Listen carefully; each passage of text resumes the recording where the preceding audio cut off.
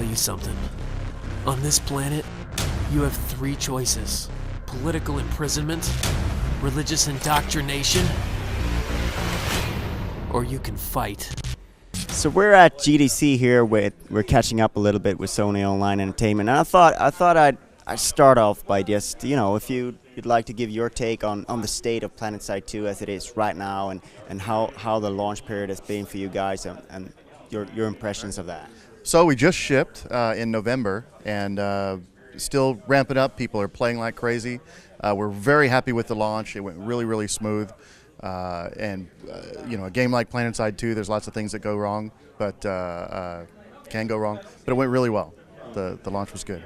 Yeah, I think right out the gate, I think we saw the potential of what Planetside 2 can be, and right now we're focusing on what we can do to make sure that the game grows.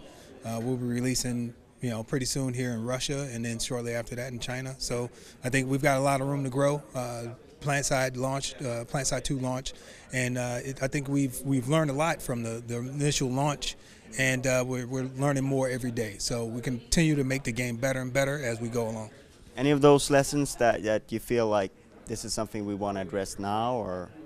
Yeah, we have we've got a long list of things we want to address in those priorities as well. And the roadmap is actually allowing us to push some of those kind of features to the public, and let them know exactly the types of things that we want to work on, and then they can vote on the importance of those things. So it's not just about us internally saying, hey, these are the things that are important to us and these are the things that you're going to get. We want to know if the fans actually want these things, and those go along with bug fixes and things that we break along the way as we do patches, and we'll continue to work on those things. But in addition to that, what we want to do is push forward, like, here's our agenda. How do you feel about these things? And there's 10 things on this list. And if 5 of those are things that they totally disagree with, that allows us to either push those to the back burner, rethink them, or to not do them at all. Is that also a way to sort of avoid that vocal minority from being too much of an influence on the game, so you actually get what all the players feel? That's right. We definitely feel like we should connect with our community, like we should see what they think about our plans, and they have a lot of effect on our plans. They discuss it in the forums. We take a lot of the things that they talk about, and then we refactor those back into our plans as well. So we might have a really cool idea. They expound on that. We argue it back and forth, and then we make essentially a better feature with their help.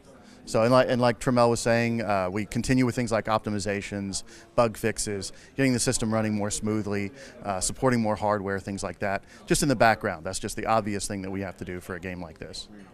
And we're here to talk about ForgeLight, which is obviously very, very, very impressive tool. Can you just introduce us to what that is? So ForgeLight is essentially our core engine that runs not only the client but the server. It's everything you do from the time that you press play on our launch pad until you finally exit the game. That's all essentially the client, the server, the renderer, the backend, the marketplace. All of it together is our ForgeLight engine. And what's it like working with that, and sort of what has your experience been like? Well, I mean, it's great because we've actually developed a lot of the features side by side with Planetside. So for me as an artist, it was more about like, hey, how can I interject more stuff into it and actually make it cooler for the future? So it was a little bit painful because you're actually developing an engine and a process at the same time. But the end result is what speaks for itself. And I think ForgeLight now, what it is now, is not going to be anything what it's going to be for the next 2 years or so, or next year.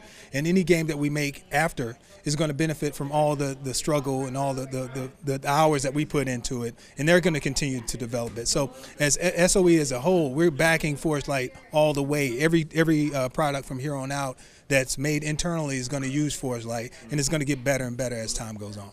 So are there any specific sort of technical doodads that you're adding to it, that you're planning to add soon to ForgeLight?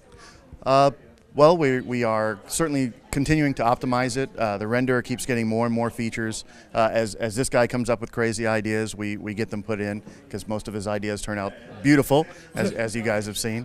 So there's a lot of continued process with that. In the near term, mostly what we're working on is optimization, making the game faster. ForgeLight itself is actually a really fast rendering engine, but then we took this really fast rendering engine and said, can you render 100 dudes and 50 vehicles and thousands of shots per frame? So we basically we've taken ForgeLight to its limits as far as what it can render, you've seen videos of 50 guys all firing at another 50 guys with vehicles everywhere. That's a lot for an engine to do. That's why there's not a lot of other engines doing it. So I strongly feel, and I know the rest of the coders feel, that we want to keep getting it faster and faster, while we're also adding features that the customers are asking for. So I find it interesting. You're moving ahead that it will be the engine of choice for future projects as well. Was it always the idea to build an engine that was flexible enough to sort of be able to cater to all kinds of different games? Because Planetside is kind of a particular case, and when you build an engine for that game, there are specific things that you want it to be able to do. Absolutely, yeah. Our pedigree comes from EverQuest, EverQuest 2, and games since then, where we basically wrote an engine for the game, and in doing so, most of our designers, most of our programmers really want to make games, not engines.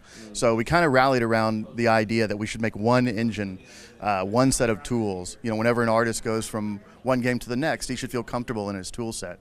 It's like an old leather couch, and he just feels comfortable with the tools he's using rather than learning a new tool. So there's just so many benefits to having one core engine for us to rally around.